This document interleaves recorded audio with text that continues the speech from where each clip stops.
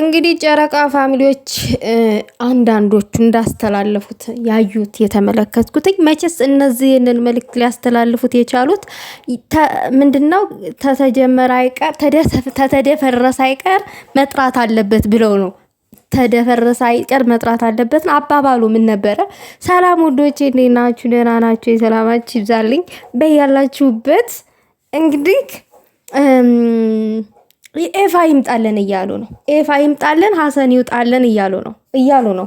ባለፈውም እያሉ ነበር፣ አሁንም እያሉ ነው። ምን ሆናችሁ ነው እናንተ? ጠብ እንደዚህ መናፈቅ ሰላም አልናፈቃችሁም እንዴ? ኤፋ እኮ ማለት በጥብጠው አተራምሳቸው ጨራርሳቸው እኮ ነው እንዴ።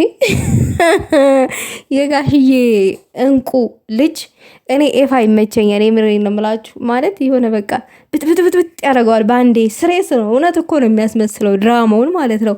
ሁለተኛዋ እኮ ሃይሚ ናት። ሃይሚ እኮ ነው ሁለተኛው ሴቷ ሃይሚ ማለት ወንዱ ሃይሚ እኮ ነው ኤፋ ማለት። እና ተው ይሄ ነገር ጥሩ አይደለም እንዴ። አስታርቁ እንጂ ማምላችሁ ውዶቼ። ተው መደፍረሱ ሳይቀር ምናምን ነገር ነው ተረቱ። ተረቱ ጠፍቶብኛል ለጊዜው፣ ምንም አያስፈልግ አይደለም ተረቱ።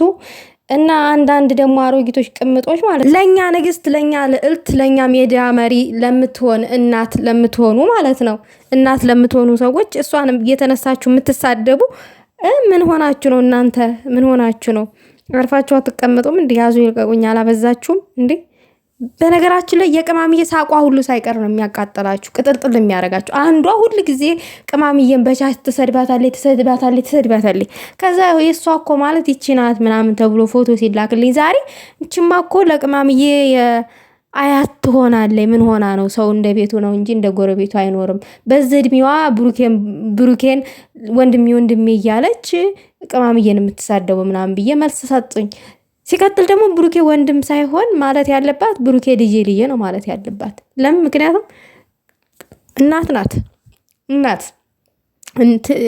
ትልቅ ሰው ናት። ትልቅ ሰው ደግሞ ነውር ነው፣ አይሳደብም፣ ይጸልያል በሃይማኖቱ። ስድብ ምን ይሰራል? ውርደት